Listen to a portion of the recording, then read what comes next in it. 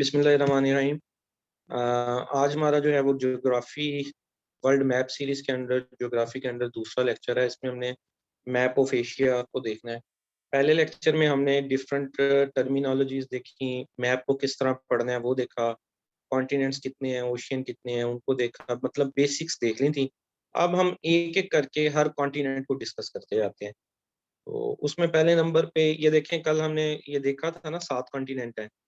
तो उनमें से ये वाला हिस्सा एशिया है ना, तो आज सिर्फ इस एशिया के हिस्से को हमने डिस्कस करना है। ठीक है, अगर हम इस एशिया के हिस्से को आगे ले जाएं अगली स्लाइड में, ये वाला जो पार्ट है रेड कलर का, ये एशियन कंट्रीज हैं। तो ये किस तरह का दिखाई देगा भला, देखते हैं। ये इस तरह का दिखाई देगा जी। ये अकेला एशिया है, इसे हमने वर्ल्ड मैप से अलहदा कर लिया। तो इसमें जरा थोड़ी सी नजर दुलाते हैं, एक दफा कंट्रीज देख लेते हैं वो कौन कौन सी बता रहा है। ये सबसे ऊपर देखिए रशिया, इधर ये वाला हिस्सा मंगोलिया, ये वाले हिस्से को वो कहता है चाइना है। ये नॉर्थ कोरिया और साउथ कोरिया कहता है, इसको वो कहता है जापान है। ये जो जजीरे से लग रहे हैं इन्हें वो फिलिपाइन कहता है। ये इंडोनेशिया कहता है, इंडोनेशिया के साथ सिंगापुर, मलेशिया। और अब इस तरफ आ जाए तो ये बांग्लादेश, ये वाला हिस्सा बांग्लादेश। ये आ गया इंडिया, ये आ गया पाकिस्तान, ये अफगानिस्तान, अफगानिस्तान के साथ ही आ गया ईरान। ईरान के ऊपर ये वाली कंट्रीज देखें, वो तान तान वाली country, Kazakhstan, Uzbekistan, Turkmenistan, Kyrgyzstan, Tajikistan, ये जो 5 कंट्रीज हैं वो। और बिल्कुल एंड पे इस तरफ देखें तो ये तुर्की है, मतलब यूरोप, इस तरफ यूरोप होगा ना बाएं हाथ पे। और ये वाला हिस्सा मिडल ईस्ट कहलाता है, ये वाला वो जो सऊदी सारी कंट्रीज हैं, ये देखें Yemen, Bahrain, Saudi Arabia, Iraq, इस तरह। ये मतलब डिफरेंट कंट्रीज का एक दफा व्यू दिया है कि कौन कौन सी कंट्रीज इस तरफ एशिया में हो सकती हैं। ठीक है, ये हमने एक हल्का सा व्यू ले लिया एशिया के मैप के अंदर कौन कौन सी कंट्रीज हो सकती हैं। आगे चलते हैं। अच्छा, थोड़ा सी इसकी बेसिक्स देख लेते हैं। एशिया में टोटल हैं कितनी कंट्रीज? एशिया में टोटल 48 कंट्रीज हैं, 48 मुल्क हैं। कई लोग इसको 50 भी कहते हैं, 2 मुल्कों का मसला है। तो उसको कई लोग अगर मान लें तो 50 हो जाते हैं, लेकिन जो यूनाइटेड नेशंस की तरफ से है वो 48 कंट्रीज हैं एशिया के अंदर। ठीक है, और जो सबसे बड़ी कंट्री है एरिया वाइज उसका नाम है रशिया। आपने पीछे तस्वीर में भी देखा था, ऊपर जो सबसे ऊपर कंट्री है वो रशिया है, और कितना बड़ा उसका एरिया था। पॉपुलेशन वाइज सबसे बड़ी कंट्री अगर देख लें तो वो चाइना है। आबादी के हिसाब से चाइना सबसे बड़ी है। इधर सबसे बड़ा ऊंचा पॉइंट कौन सा है? Mount Everest. सबसे ऊंचा पॉइंट एशिया में माउंट एवरेस्ट है। ऊंचा वही होगा ना जो पहाड़ होगा। तो आपको पता है माउंट एवरेस्ट दुनिया का बल्कि सबसे ऊंचा पॉइंट है। सबसे नीचा पॉइंट कौन सा है? सबसे नीचा पॉइंट वो होगा जो किसी समुंदर के अंदर होगा या जमीन के अंदर होगा ना। तो एक इलाका है उसको कहते हैं डेड सी, उसके अंदर एक पॉइंट है मरियाना ट्रेंच, और उसको चैलेंजर डीप भी कहते हैं। वो सबसे लोएस्ट पॉइंट है। ठीक है, लोएस्ट पॉइंट वही होगा ना, हाईएस्ट वो होगा जो किसी पहाड़ के ऊपर होगा, लोएस्ट वो होगा जो किसी समुंदर दरिया के अंदर करके होगा, जमीन के अंदर की तरफ जाएंगे। तो हाईएस्ट पॉइंट की बात वो कर रहा है कि माउंट एवरेस्ट है, और माउंट एवरेस्ट नेपाल के अंदर है जो सबसे ऊंचा पॉइंट है। और जो सबसे नीचा पॉइंट है वो एक दरिया है डेड सी, डेड सी, उसके अंदर एक पॉइंट है मरियाना ट्रेंच या चैलेंजर डीप भी कहते हैं उसको, उधर है। ये बेसिक कुछ पॉइंट थे कि 48 कंट्रीज हो गई। सबसे बड़ी कंट्री रशिया हो गई, पॉपुलेशन वाइज सबसे बड़ी कंट्री चाइना हो गई, सबसे ऊंचा पॉइंट एशिया में माउंट एवरेस्ट हो गया, सबसे नीचा point deep point Mariana trench हो गया। ठीक है, अच्छा उसके बाद अगर बॉर्डर्स की बात कर लें, बॉर्डर्स की, एशिया को बॉर्डर कौन कौन से लगते हैं? एशिया को 3 तरफ समुंदर लगता है और एक तरफ कॉन्टिनेंट लगता है। 3 तरफ समुंदर लगता है। अगर एशिया के ऊपर देखें मतलब कि रशिया के ऊपर तो आर्कटिक ओशियन आता है। अगर दाएं हाथ पे देखें तो पैसिफिक ओशियन आता है। अगर नीचे देखें तो इंडियन ओशियन आता है। मतलब तीन तरफ पानी लगता है एशिया को, और इधर सिर्फ एक कॉन्टिनेंट लगता है, खुश्की का खिता लगता है जिसको यूरोप कहते हैं। ये हम तस्वीर में भी देख लेते हैं, जो है ना बकायदा नक्शे के अंदर, कैसा है अभी क्या नहीं। ये देखिएगा, ये आपको मैंने बताया था कि एशिया का मैप है। तो इसके अगर हम देखें ईस्ट की तरफ, दाएं की तरफ, तो ये देखें ये समुंदर है ना पैसिफिक ओशियन, ये रहा। यहाँ पे पैसिफिक ओशियन लगता है इसको दाएं तरफ। नीचे की तरफ देखें तो ये इंडियन ओशियन लग रहा है इसको, यहाँ पे भी दरिया है। अगर इसके इस हाथ पे देखें वेस्ट की तरफ, तो आपको नजर आ रहा है कि यहाँ दरिया नहीं है, यहाँ पे जो है कोई कॉन्टिनेंट है, ये वाला सारा एरिया, ये यूरोप है। इस तरफ यूरोप, और ऊपर की तरफ देखें रशिया से ऊपर भी समुंदर ही है, आर्कटिक ओशियन जिसको कहते हैं। ठीक है, बॉर्डर्स मैंने आपको बताए एशिया ये के दरमियान में अगर हम ये लगा लें एशिया है, तो दाएं हाथ पे जो इस दाएं हाथ पे भी समुंदर है पैसिफिक ओशियन, नीचे भी समुंदर है इंडियन ओशियन, ऊपर भी समुंदर है आर्कटिक ओशियन।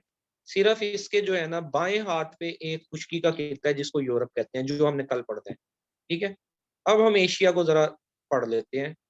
बॉर्डर हमने देख लिए, अब एशियन कंट्रीज देख लेते हैं कि एशिया कॉन्टिनेंट में कंट्रीज कौन कौन सी हैं।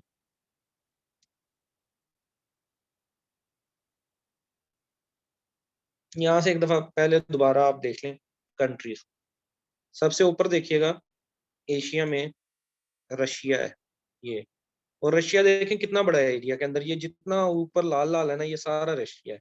तो इसलिए ये कहना गलत नहीं होगा कि सबसे बड़ी एरिया वाइज जो एशिया कॉन्टिनेंट में कंट्री है, बल्कि दुनिया में जिसका रकबा सबसे ज्यादा है वो रशिया है।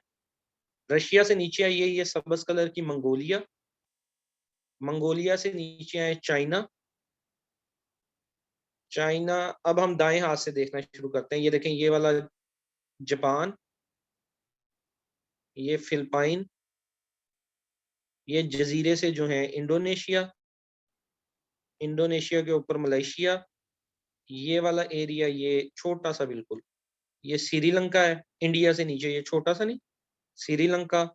ये वाला इंडिया, सबसा इंडिया के साथ पाकिस्तान, पाकिस्तान के साथ अफगानिस्तान, अफगानिस्तान के साथ ईरान, ईरान के इधर करके ये वाला तुर्की जो यूरोप के साथ लग रहा है। और नीचे ये वाला हिस्सा मिडल ईस्ट है, इसके अंदर सारी कंट्रीज आ जाती हैं, ये जहाँ से तेल निकलता है। सऊदी अरेबिया, ये वाला हिस्सा Saudi Arabia, Yemen, Syria, Oman, Bahrain, Israel, फलिस्तीन। इसराइल फलिस्तीन भी इसी में आता है। ठीक है, एशिया के अंदर ही आता है इस एरिया में। ये डिफरेंट कंट्रीज हो गई। अब इसमें से हम डिफरेंट कंट्रीज को बारी बारी उठा के एक एक कंट्री को देख लेते हैं जो मशहूर कंट्रीज हैं। ठीक है, ताकि हमें याद हो जाए कि उन कंट्रीज में क्या कुछ चल रहा है। लेकिन let discuss some important countries of Asia and their political features. चलें जी, ये मैप देखिए, इस मैप में ये ऊपर वाला सारा जो है वो रशिया है। ठीक है, ये दोबारा से मैप एशिया का मैप बना हुआ है, और जो इसमें ब्लू कलर का एरिया है वो रशिया है। तो रशिया के बारे में कुछ मालूमात देख लेते हैं। रशिया के प्रेसिडेंट का नाम है व्लादिमीर प्यूटन। व्लादिमीर प्यूटन, जो थोड़ी बहुत न्यूज सुनते होंगे इनमें से काफी सारे टर्म्स उन्होंने सुने होंगे, जिन्होंने नहीं सुने होंगे उनको फिर बाद में इन स्लाइडों से रट्टा मारना पड़ेगा। अब हम रशिया को थोड़ा सा डिस्कस कर रहे हैं। वहां का प्रेसिडेंट है व्लादिमीर पुतिन, प्राइम मिनिस्टर है Mikail Mishustin, Mikail Mishustin prime minister. अच्छा याद रखिएगा पीपीएससी में अक्सर वो प्राइम मिनिस्टर का पूछ लेते हैं, और हमें ज्यादातर व्लादिमीर पुतिन का नाम याद होता है कि यार प्यूटिन प्यूटिन रशिया से मुतल्लिक है, और उन्होंने पूछा प्राइम मिनिस्टर का होता है, तो प्राइम मिनिस्टर का नाम है मिकाइल मिशुस्टिन। तो ये भी याद होना चाहिए। कैपिटल है जी मॉस्को, दारुल हुकूमत, करेंसी है जी रशियन रबल, उधर जो पैसा यूज होता है उसका नाम है रबल। लोकेशन इसकी क्या है, आधा ये यूरोप में है और आधा ये एशिया में है, दोनों कॉन्टिनेंट्स पे है, ये दो कॉन्टिनेंट्स पे है। पहले इसको सोवियत यूनियन कहते थे, रशिया को, और सोवियत यूनियन में बहुत ज्यादा इलाका था। ये जो कंट्रीज में आपको बता रहा था, तान वाली country, Kazakhstan, Uzbekistan, Turkmenistan, Tajikistan, ये सारे भी पहले रशिया के अंदर आते थे। और दुनिया में दो पावर्स होती थी बड़ी, एक अमेरिका और एक रशिया। इनके दरमियान में आपस में एक वार चल पड़ी जिसको कहते हैं कोल्ड वार। ये नीचे वाला point, cold war. Cold war बजाहिर ये था कि अमेरिका और रशिया आमने सामने नहीं आए, इनकी आपस में लड़ाई नहीं हुई, लेकिन एक दूसरे पे सैंक्शन लगाना, दूसरे मुल्कों में एक दूसरे के खिलाफ लड़ना, ये सारा कुछ चलता रहा। और आखिर में रशिया जो है वो कंगाल हो गया था, रशिया के पास वेपन्स वगैरह सारी चीजें खत्म हो गई थी। और फिर अमेरिका ने रशिया को 15 स्टेट्स में तोड़ दिया। रशिया को नहीं कहेंगे, सोवियत यूनियन को कहेंगे। पहले इसका नाम था Soviet union, USSR, Soviet union. तो अमेरिका और रशिया की आपस में लड़ाई चलती रही, कोल्ड वार। कोल्ड वार इसलिए कहते हैं कि इनमें डायरेक्ट जंगी नहीं हुई कि एक दूसरे पे गोलियां चलाई हो, मिसाइल मारे हो, लेकिन दूसरे मुल्कों में इनकी पॉलिसी चलती थी कि एक मुल्क को कोई सपोर्ट कर रहा है, दूसरे मुल्क को कोई सपोर्ट कर रहा है। ठीक है। तो उसमें 1991 के अंदर, 1991 में बस हो गई थी सोवियत यूनियन की, और फिर उसको डिफरेंट हिस्सों में तोड़ दिया गया। इसका मतलब रशिया कब बना है? 1991 में बना है। था तो सोवियत यूनियन के नाम पे तो ये बहुत पहले से था, लेकिन जो इसको तोड़ दिया गया वो 1991 में तोड़ दिया गया, और बाकी मुल्क अलहदा बना दिए गए। उधर अलहदा गवर्नमेंट दे दी गई, और रशिया की अलहदी गवर्नमेंट बना दी गई 1991 में। और पाकिस्तान का भी इसमें साथ था, पाकिस्तान ने अमेरिका का साथ दिया था, वो जो अफगान जंग है आपको पता होगा। रशिया और ये मतलब आमने सामने अब आना शुरू हो गए थे। अफगानिस्तान पे हमला कर दिया था रशिया ने, और पाकिस्तान पे भी करना था उसके बाद, ग्वादर पोर्ट पे करने के लिए कब्जा। तो लेकिन जो है पाकिस्तान ने फिर अमेरिका का साथ दिया और अफगानिस्तान का साथ दिया, और वहां पे इनका असला वगैरह फिर खत्म हो गया था, और इनके पास पैसा वगैरह खत्म हो गया था। तो उसमें फिर 1979 में स्टार्ट हुई, नहीं 1979 में नहीं स्टार्ट हुई थी ये। 1979 वाला जो पॉइंट आप कह रहे हैं वो जी ईरान की रेवोल्यूशन है। ईरान में जो रेवोल्यूशन आई थी ना, इस्लामिक रेवोल्यूशन, वो है। ये जो स्टार्ट हुई थी ये 1945 के बाद स्टार्ट हो गई थी ऑलमोस्ट। 1945 में रशिया और अमेरिका एक साथ थे वर्ल्ड वार में। जब वर्ल्ड वार खत्म हुई थी, वर्ल्ड वार टू, तो उस वर्ल्ड वार में दोनों ने एक दूसरे का साथ दिया था, रशिया ने और अमेरिका ने। लेकिन क्या हुआ, वहां से आइडियोलॉजी का चेंज आ गया था दोनों की। अमेरिका की आइडियोलॉजी बन गई थी कैपिटलिस्ट आइडियोलॉजी, कैपिटलिज्म। रशिया की आइडियोलॉजी बन गई थी सोशलिस्ट आइडियोलॉजी। जब भी तनाजुर में मतलब दो जगह कन्फ्लिक्ट आता है ना, नजरिए में, वहां पे फिर लड़ाई होती है। मियाँ बीवी में भी लड़ाइयाँ वहीं आती हैं जहाँ नजरिए में इख्तलाफ होता है।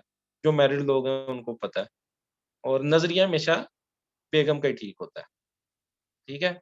तो यहाँ पे फिर बेगम साबित कौन हुआ? अमेरिका। अमेरिका, इनके दो नजरिए थे। नजरिया ये था कि अमेरिका कहता था कैपिटलिज्म होना चाहिए दुनिया में। कैपिटलिज्म से क्या मुराद है? कैपिटल कहते हैं पैसे को, कि जो जितना पैसा कमाए वो उसका ही होना चाहिए। जैसा कि आज भी उधर बिल गेट्स देखें, दुनिया का अमीर तरीन शख्स है, और जेफ बेजोस है, और मार्क जुकरबर्ग है। वो जितने ये सारे हैं उनका अपना अपना पैसा है, इतनी इतनी उनके पास पैसा है कि अमेरिका स्टेट से भी ज्यादा पैसा है उन लोगों के पास। अमेरिका की स्टेट के पास उतना पैसा नहीं होगा जितना ये तीन चार अमीर जो उनके लोग हैं उनके पास है। एप्पल कंपनी के एसेट्स भी अमेरिका टोटल से ज्यादा है। ठीक है। ये कैपिटलिस्ट आइडियोलॉजी है। इसके अपोजिट एक आइडियोलॉजी है जिसको कहते हैं कम्युनिस्ट या सोशलिस्ट आइडियोलॉजी, जो रशिया ने अडॉप्ट कर ली थी 1945 में। ठीक है। वो आइडियोलॉजी क्या थी कि सारे ये नहीं होना चाहिए कि जिसका जितना पैसा है उसके पास उतना ही होना चाहिए। उन्होंने कहा ये होना चाहिए कि सबको इक्वल पैसे देने चाहिए, स्टेट के जिम्मेदारी हो सारे लोग। ठीक है। चाहे अमीर गरीब ये कोई कंसेप्ट नहीं होना चाहिए, सोशलिस्ट कम्युनिस्ट आइडियोलॉजी होनी चाहिए, सारे लोग बराबर होने चाहिए। ठीक है, अगर एक डॉक्टर है उसको थोड़ा सा ज्यादा दे दो, लेकिन बेसिक फैसिलिटी सबको मिलनी चाहिए। ठीक है, एजुकेशन हो गया, हेल्थ केयर हो गया, बाकी सारा हो गया। यही वजह आपने देखा होगा कि रशिया में मेडिकल का जो रशिया और चाइना में मेडिकल का जो है एमबीबीएस डॉक्टरों का मेरिट बहुत कम होता है। हमारे यहाँ से जो लोग 500-500 600 नंबर होते हैं एफएससी में, वो जाके वहां से एमबीबीएस डॉक्टर बन जाते हैं, क्योंकि वहां डॉक्टर को बहुत कोई खलाई मखलूक समझे ही नहीं जाता। वो कहते हैं सारी बराबर है, मजदूर भी बराबर है, डॉक्टर भी, साइंटिस्ट, हाँ बस थोड़ा बहुत दे दो इनको एक्स्ट्रा, ठीक है, चलो रोटी सारे खाएंगे, चलो रोटी के साथ फ्रूट भी खा ले, लेकिन बाकी सारे बराबर हैं। तो ये आइडियोलॉजी का कंफ्लिक्ट आ गया था दोनों में, रशिया और अमेरिका में। तो कैपिटलिस्ट आइडियोलॉजी जीत गई, अमेरिका जीत गया। रशिया था सबकी खिदमत करने वाला, के सबको ही पास होना चाहिए। तो आखिरकार इनकी गवर्नमेंट के पास ही पैसा खत्म हो गया लड़ते लड़ते डिफरेंट बातों पे, ठीक है। उसके बाद की कंट्री देख लेते हैं, ये चाइना। चाइना भी बेसिकली यही आइडियोलॉजी है रशिया वाली, इनकी भी कम्युनिस्ट आइडियोलॉजी है। ये देखें, ये वाला एरिया चाइना है, ठीक है। ऊपर वाला हिस्सा ये हमने जो पिछला पढ़ा वो रशिया था, रशिया से नीचे चाइना है। चाइना को देख लेते हैं, चाइना के अंदर क्या क्या मशहूर चीजें हैं। चाइना के प्रेसिडेंट हैं जी जिनपिंग। चाइना के प्रेसिडेंट का क्या नाम है? Xi Jinping. चाइना का कैपिटल क्या है? बीजिंग। चाइना कब बना? 1949 में, पाकिस्तान से 2 साल बाद बना था चाइना। और मजे की बात यह है कि जब से चाइना बना है तब से लेके अब तक चाइना के सिर्फ 5 लीडर चेंज हुए हैं, जस्ट 5। पाकिस्तान के मैंने आपको पाकिस्तान अफेयर में मेरा कल दिखाया था कि 22 प्राइम मिनिस्टर चेंज हो चुके हैं, 13 प्रेसिडेंट चेंज हो चुके हैं, और 10 जो है आर्मी चीफ चेंज हो चुके हैं। चाइना में एक ही बंदा होता है जो सारे मुल्क को लीड करता है। उसने एक आवाज दे दी, उसने कहा कल सारा मुल्क बंद, तो सारा मुल्क बंद हो जाएगा। कोई उसके खिलाफ आवाज नहीं उठाएगा कि क्यों बंद, क्या बंद, इस तरह इस तरह। पिछले आपने देखा जब मतलब कोरोना भी आया, तो जी जिनपिंग ने मतलब कहा कि जी बंद कर दो, और पैसा है उनके पास, बंद करके उन्होंने घरों तक खुराक भी पहुंचाई, मेडिसिन भी पहुंचाई, सारी चीजें पहुंचाई। तो कहने का मकसद ये, वहां पे एक आवाज चलती है और अब तक सिर्फ 5 लीडर चेंज हुए हैं। और अब दोबारा से जो जंग है, जैसे पिछली जंग रशिया और अमेरिका की थी ना, अब जो जंग के अंदर नजर आ रहा है प्लेयर, वो नजर आ रहा है चाइना। चाइना असल में इतने सालों में 1949 से बनने के बाद इसने कोई लड़ाइयां नहीं की खास, ये चुपचाप रहा है। अमेरिका ने तो कभी इराक में जा रहा है, कभी ईरान में जा रहा है, कभी अफगानिस्तान में जा रहा है, कभी सीरिया में जा रहा है, कभी यमन में जा रहा है, ठीक है। उफो वाला किरदार अदा करता है, हर जगह टांग अड़ाता है। तो चाइना चुपचाप रहा, चाइना ने डेवलपमेंट की, रोड्स बनाई, सीपैक बनाया। सीपैक जैसे उसके जो है 70 से ऊपर मंसूबे हैं, सीपैक सिर्फ एक मंसूबा है जो पाकिस्तान के साथ है। उस तरह के 70-80 मंसूबे हैं, और 170 से ज्यादा मुल्क उसके साथ कनेक्ट हो रहे हैं इस वक्त। तो अब वाली जो वार है वो लगता है कि शायद कम्युनिस्ट जीत जाए, शायद, शायद, क्योंकि अमेरिका की जड़ें बहुत मजबूत हैं, वर्ल्ड बैंक उसके पास है, आईएमएफ उसके पास है, दुनिया के जो अदारे, यूनाइटेड नेशंस उसके पास है, WHO टाइप, ये मतलब जितने अदारे हैं उस पर उसका तसल्लुत है। पॉलिसियां ऐसी बन गई हैं कि जितना मर्जी भी गुर्बत आ जाए, जो मर्जी भी हो जाए, अमेरिका नहीं डूबेगा। सारी कंट्रीज डूब जाएंगी, अमेरिका नहीं डूबेगा। तो उन्होंने मतलब बड़ा स्ट्रॉन्ग होल्ड बना लिया है। लेकिन चाइना ने खैर इस वक्त मतलब जो लीडिंग इकॉनमी जा रही है वो चाइना जा रही है। और चाइना की करेंसी जो है वो है जी युआन, युआन करेंसी है इनकी। और इनकी आबादी कितनी है जी? 1.4 बिलियन। टोटल आबादी अगर 8 बिलियन है, ठीक है, दुनिया की, तो 1.4 बिलियन लोग तो सिर्फ चाइना में रहते हैं। तो इसलिए दुनिया का सबसे बड़ा मुल्क आबादी के लिहाज से चाइना है। दूसरे नंबर पे कौन सा मुल्क है आबादी के लिहाज से?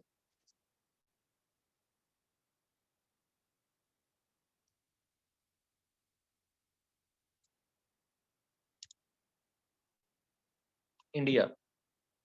ये देखिए जी, ये वाला मुल्क आ गया जी इंडिया। हम इंडिया को ही डिस्कस करने लगे हैं। ये आ गया जी इंडिया, और इंडिया के साथ ये वाला पाकिस्तान। पाकिस्तान को नहीं डिस्कस करेंगे, पाकिस्तान को हमने पाकिस्तान अफेयर में 2 लेक्चर्स हुए थे इस पे, जिसमें एक में हमने पॉलिटिकल तौर पे डिस्कस किया था, दूसरा जियोग्राफिकल तौर पे डिस्कस किया था, ठीक है। तो इधर हम सिर्फ इंडिया को डिस्कस करते हैं। इंडिया का जो प्रेसिडेंट है उसका नाम है रामनाथ कोविंद, ठीक है। प्राइम मिनिस्टर का तो सबको पता है, नरेंद्र मोदी। प्रेसिडेंट का वो पूछ लेते हैं, रामनाथ कोविंद, ठीक है। लोग आमतौर पे नरेंद्र मोदी पे ही लगाते हैं। तो थोड़ा सा पता होना चाहिए आपको कि प्रेसिडेंट और प्राइम मिनिस्टर में थोड़ा सा फर्क है, और पेपर में वो प्राइम मिनिस्टर का पूछ रहा है या प्रेसिडेंट का पूछ रहा है। इनका कैपिटल जो है वो न्यू दिल्ली है। करेंसी इनकी पॉपुलेशन इनकी 1.38 बिलियन है। मतलब कि लगता है कि इंडिया वाले चाइना को भी क्रॉस कर जाएंगे पॉपुलेशन में आने वाले कुछ सालों में। 1.38 बिलियन, टोटल 8 बिलियन आबादी है। उनमें से 1.4 बिलियन किसकी है? चाइना की। और 1.38 बिलियन किसकी है जी? इंडिया की। और करेंसी आपको पता है वहां पे रुपया यूज होता है, जैसे पाकिस्तान में रुपया यूज होता है, उनकी करेंसी भी रुपीज है। इंडिया के बाद ये एशिया के नक्शे में देख लेते हैं ईरान को। ये वाला मुल्क, ये देखें, ये वाला पाकिस्तान है ना, ये वाला पाकिस्तान के इस तरफ ईरान है। तो अगली स्लाइड में ईरान को देख लेते हैं, ईरान के दो चार पॉइंट देख लेते हैं। ईरान के जो प्रेसिडेंट है उनका नाम है हसन रूहानी। ईरान का सुप्रीम लीडर कौन है जी? Ayatollah Khomeini. खमीनी कह लें या खामेनाई कह लें, आयतुल्ला खामेनाई। ईरान की एक और बात याद रखने की है, 1979 में यहाँ पे एक रेवोल्यूशन आई थी जिसको इस्लामिक रेवोल्यूशन कहते हैं। और वहां पे फिर लीडर आ गए थे, जो है अली खमीनी, आई थिंक उनका नाम था। उसके बाद आयतुल्ला खमीनी आ गए हैं। तो इधर इस्लामिक रेवोल्यूशन है। इससे पहले ईरान जो है वो अमेरिका के अंडर चलता था, जैसे पाकिस्तान आज तक चल रहा है, ठीक है। लेकिन 1979 में ईरान ने अमेरिका के अंदर मजीद चलने से इनकार कर दिया था। और इनके एक जो था रजा शाह पहलवी, आई थिंक नाम था किंग का, बादशाह का, रजा शाह पहलवी। वो अमेरिका का था, एजेंट लगा लें, पिट्ठू लगा लें, जो भी कह लें, अमेरिका के मुताबिक चलता था। लेकिन यहाँ पे फिर रेवोल्यूशन आ गई जिसको कहते हैं इस्लामिक रेवोल्यूशन। ये इस्लामिक निज़ाम चलेगा सिर्फ। अमेरिका ने खैर ईरान पे काफ़ी सैंक्शंस लगाई। सैंक्शन मतलब टैक्सेस वगैरह लगाए, इनका ऑयल वगैरह खरीदने से मना कर दिया दुनिया को, ये वो। लेकिन आज तक जो है ईरान वो चल रहा है और अच्छा खासा चल रहा है। अब तो बल्कि चाइना ने भी ईरान के साथ अपना रोड्स बनाने का फैसला किया है। पाकिस्तान में तकरीबन 60 बिलियन की इन्वेस्टमेंट की थी चाइना ने सी पैक के थ्रू। 60 बिलियन डॉलर की, 60 बिलियन डॉलर की, और हम छलांगे मारते हैं। तो ईरान के साथ 400 बिलियन डॉलर की वो कर रहा है इन्वेस्टमेंट, 400 बिलियन डॉलर की, ठीक है। पाकिस्तान के साथ 60 बिलियन डॉलर की थी इन्वेस्टमेंट, रोड बनाने की, कुछ मोटरवेज बनाने की, ऑरेंज लाइन ट्रेन भी उसमें शामिल थी, कुछ एनर्जी के प्रोजेक्ट थे। तो जहाँ पे चाइना 400 बिलियन डॉलर लगाएगा वहां पे वो क्या कुछ बना देगा। तो इस हिसाब से ईरान अभी तक मतलब नहीं झुका अमेरिका के आगे। और आने वाले वक्तों में अच्छा एक डेवलपमेंट नजर आती है ईरान की, चाइना की और पाकिस्तान और तुर्की की। ईरान, चाइना, पाकिस्तान, तुर्की, इनका एक नजर आता है कि स्ट्रॉन्ग होल्ड बन सकता है।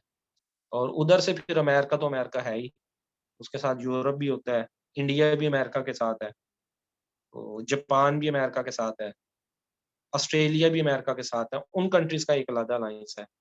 और उधर का जो कैपिटल है उसका नाम है जी तेहरान, जो ईरान का कैपिटल है। और करेंसी वहाँ पे यूज होती है रियाल। और कंट्री पाकिस्तान ने, पाकिस्तान को सबसे पहले ईरान ने कबूल किया था। पाकिस्तान जब बना था तो सबसे पहले ईरान ने पाकिस्तान को कबूल किया था। और सबसे पहले पाकिस्तान का इनकार अफगानिस्तान ने किया था ड्यूरन लाइन की वजह से। वो नहीं मानते थे ड्यूरन लाइन, तो उन्होंने इनकार कर दिया था पाकिस्तान को मानने से। और जिस कंट्री ने सबसे पहले पाकिस्तान को माना था 1947 में जब पाकिस्तान बना था, तो वो ईरान था। इनके साथ, ईरान के साथ हमारे अच्छे तल्लुकात हैं।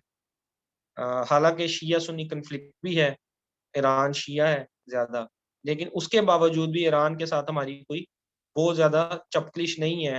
हालांकि सऊदी अरेबिया सुन्नी गवर्नमेंट है, तो वो सऊदीया और ईरान की आपस में काफ़ी लड़ाई रहती है, ठीक है। और पाकिस्तान को भी बारहा दफ़ा कहा गया कि एक तरफ का साथ दो, या सऊदी अरब की तरफ हो जाओ या ईरान, लेकिन पाकिस्तान दरमियाना मॉडरेट रह के चलता है। हाँ, ज़्यादा टिल्ट सऊदी अरेबिया की तरफ है, कर्जे ज़्यादा मिल जाते हैं उस तरफ से। इसके अलावा खाना काबा, और जो है खाना काबा की वजह से भी हरमैन शरीफ उधर है, तो हमारी ज़्यादा उस तरफ टिल्ट बन जाता है, लेकिन ओवरऑल न्यूट्रल रहने की कोशिश की जाती है पाकिस्तान की तरफ से। उसके बाद आ जाए जी इराक। ये देखिएगा, ये ईरान के साथ एरिया आ गया इराक, ये ईरान के साथ वाला एरिया इराक, ठीक है। इसके देख लेते हैं जरा जल्दी जल्दी, अब स्लाइडें हम मूव करते हैं। दो दो तीन तीन पॉइंट हमने देखते हैं। इराक का जो कैपिटल है उसका नाम है बगदाद, प्रेसिडेंट का नाम है बरहाम साले, प्राइम मिनिस्टर का नाम है मुस्तफ़ा अल खदीमी, और करेंसी है दिनार। ये देखिए, अभी मैं ये जो आपको बता रहा हूँ ये याद नहीं होगा अभी आपको, ये जब मैं आपको स्लाइड्स प्रोवाइड करूंगा ये वाली, तब आप इन स्लाइड्स को याद करेंगे कि किस किस मुल्क का कौन सा कैपिटल है, कौन सा प्रेसिडेंट है, कौन सा प्राइम मिनिस्टर है और उसकी करेंसी क्या है, ठीक है। तो इराक का हमने देखा कैपिटल है बगदाद, प्रेसिडेंट है बरहाम साले, प्राइम मिनिस्टर है मुस्तफ़ा अल खदीमी, और करेंसी वहां पे यूज होती है दिनार, ठीक है जी। उसके बाद आ जाए बांग्लादेश, पहले पाकिस्तान का हिस्सा होता था, 1971 में ये अलहदा मुल्क बन गया था। इधर की प्रेसिडेंट और इधर की प्राइम मिनिस्टर हैं हसीना वाजिद, और जो हसीना वाजिद हैं उनके बारे में ये चीज याद रखने की है कि वो शेख मुजीबुर रहमान की बेटी हैं। शेख मुजीबुर रहमान वही जिन्होंने 6 पॉइंट एजेंडा दिया था, और भुट्टो और उनका मतलब आपस में मसले मसाइल बने थे, फिर भुट्टो ने नारा लगा दिया इधर हम उधर तुम। वो खैर पाकिस्तान अफेयर में अभी हमने डिस्कस किया था बड़ी डिटेल से कि कौन जिम्मेदार है या कौन नहीं, ये तो मतलब एक सवालिया निशानी है। लेकिन 4 लोग बनते हैं उसमें, एक बनता है भुट्टो, दूसरा बनता है शेख मुजीबुर रहमान, तीसरा बनता है अयूब खान, और चौथा बनता है याह्या खान, ठीक है। ये 4 लोग हैं। कोई किसी को जिम्मेदार कह देता है 1971 की जंग का और अलहदा होने का, कोई किसी को कह देता है, तो वो हर बंदा अपने मुताबिक कर सकता है। खैर, शेख मुजीबुर रहमान यहाँ बताने का मकसद ये है कि उनकी बेटी है इस वक्त वहाँ की प्राइम मिनिस्टर हसीना वाजद, और वहाँ पे जो करेंसी यूज होती है टका, और वो हम कहते नहीं थे यार तू 2 टके का आदमी है, टके से मुराद ये होता था कि तेरी कोई वैल्यू नहीं है ना। वहां उन्होंने अपनी करेंसी का नाम रखा था टका, और इस वक्त टके की वैल्यू रुपए से ज्यादा है, ठीक है। बांग्लादेश जो तरक्की में पाकिस्तान से आगे है, और उधर का जो टका है वो पाकिस्तान के, अब हमें कहना चाहिए तू तो 2 रुपए का आदमी नहीं, टके का नहीं कहना चाहिए, ठीक है। और कैपिटल जो है वो है जी ढाका, बांग्लादेश का। बस एक आधी कंट्री और रह गई है मेरा ख्याल, तुर्की। तुर्की का आपको पता है प्रेसिडेंट कौन है, तैयब उर्दुगान, ठीक है। इस्लामिक लीडर एक बहुत बड़ा उभर रहा है, ठीक है, बन के।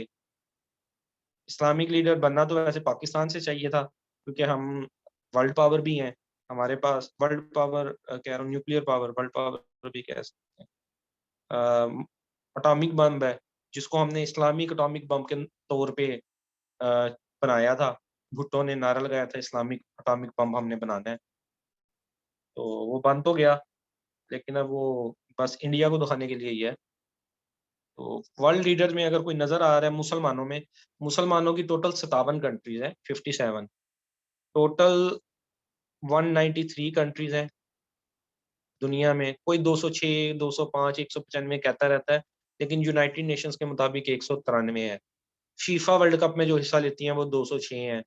फलां जगह जो जाती हैं वो इतनी है, लेकिन 193 का ज्यादा फिगर माना जाता है। कुछ 195 का भी कह देते हैं, वो 2 कंट्रियों का रोल है। कुछ उन 2 कंट्रियों को मानते हैं, कुछ उन 2 कंट्रियों को नहीं मानते। जैसे ताइवान है, चाइना उसको कंट्री नहीं मानता ताइवान को, और चाइना वीटो पावर भी है, वो वीटो कर देता है यूनाइटेड नेशन में कि ताइवान कंट्री नहीं है, ठीक है। लेकिन जो ताइवान को कंट्री मान ले तो 194 हो जाएंगी।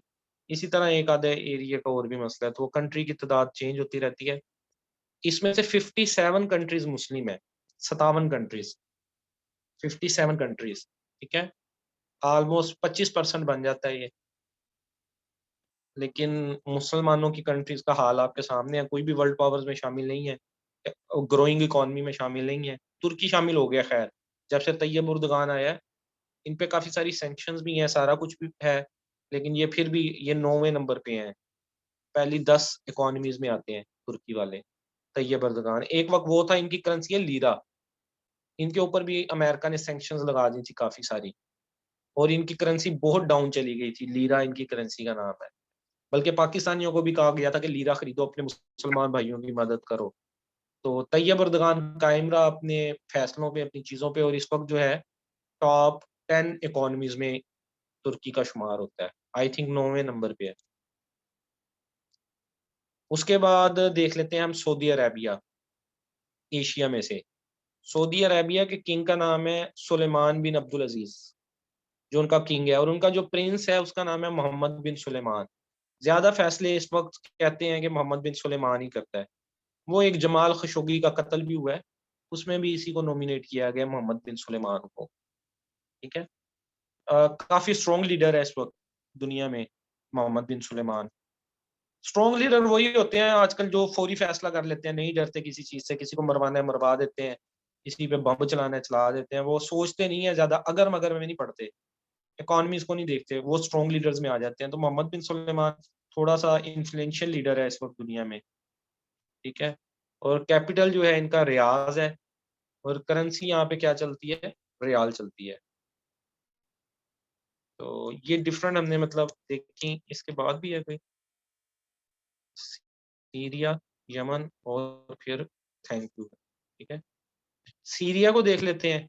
सीरिया कहते हैं शाम को, सीरिया मिडल ईस्ट में है, ठीक है? एशिया का एरिया जो मिडल ईस्ट वाला है, यहाँ पे ऑयल ज़्यादा है, ये सीरिया वहाँ पे है। वहाँ का जो प्रेज़िडेंट है उसका नाम है बशारुल असद। कैपिटल है दमस्कस और करेंसी है सीरियन पाउंड। ये डिफरेंट पॉइंट है, ये नाम आपने सुने होंगे कहीं न कहीं, बशारुल असद, आयतुल्लाह ख़मीनी, तैयब उर्दगान, लेकिन पहले आपको शायद पता ना हो, कुछ को पता होगा कि कौन-सा किस मुल्क से रिलेटेड है, ठीक है?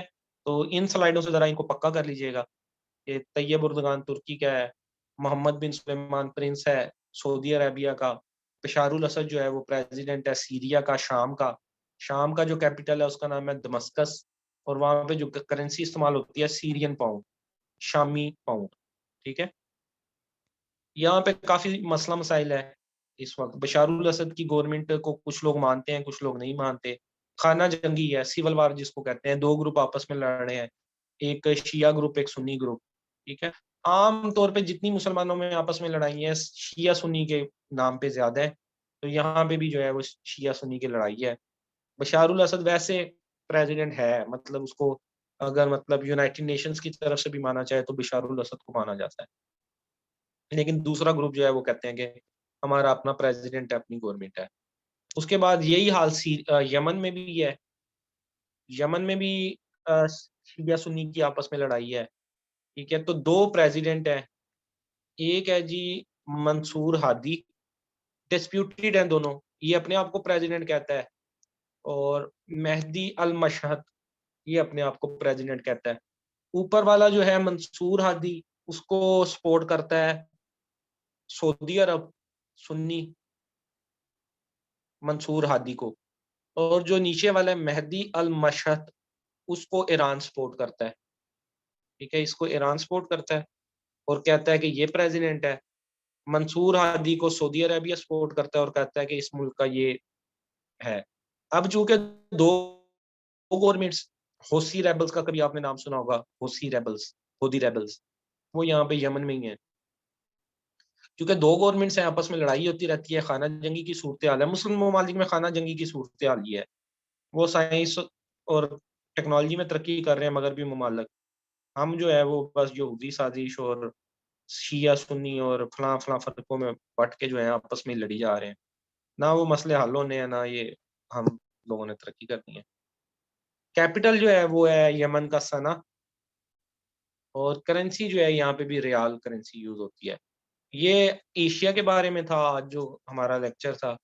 एशिया के हमने जो है वो देखा कि एशिया पहले तो है किस जगह पे, एशिया के बॉर्डर कौन-कौन से हैं एशिया कॉन्टिनेंट में, 7 कॉन्टिनेंट है उसमें, जो एशिया का कॉन्टिनेंट है वो दुनिया में किस जगह पे है, उसको चारों तरफ से कौन-सी चीज़ें बॉर्डर करती हैं। फिर हमने उसका डिफरेंट मुल्क देख लिए कि डिफरेंट जो इसके अंदर कंट्रीज़ हैं, वो कैसे-कैसे प्लेस हैं। उनकी पॉलिटिक्स किस तरह की है, उनके प्रेज़िडेंट कौन है, प्राइम मिनिस्टर कौन है, उनके कैपिटल्स कौन से हैं, उनमें करेंसी कौन-सी चल रही है। तो ये था जी आज का लेक्चर टोटल। कल इंशाल्लाह हम यूरोप के बारे में पढ़ेंगे। इसी तरह हम यूरोप को देख लेंगे। यूरोप का थोड़ा-सा मुश्किल है, एशिया का अभी ये सोच लें आप, ये जो मैंने आपको पढ़ाया ये आसान है एशिया का, तो यूरोप क्या चीज़ होगी? वो थोड़ा टेढ़ा-मेढ़ा सा है, तो वो थोड़ा-सा कल जो है ना बादाम खा के लेके चले ना आप लोग। तो ठीक हो गया जी, कोई क्वेश्चन वगैरह हो तो व्हाट्सएप ग्रुप में आप मेरे से पूछ सकते हैं। फिलहाल के लिए जी, अल्लाह हाफ़िज़।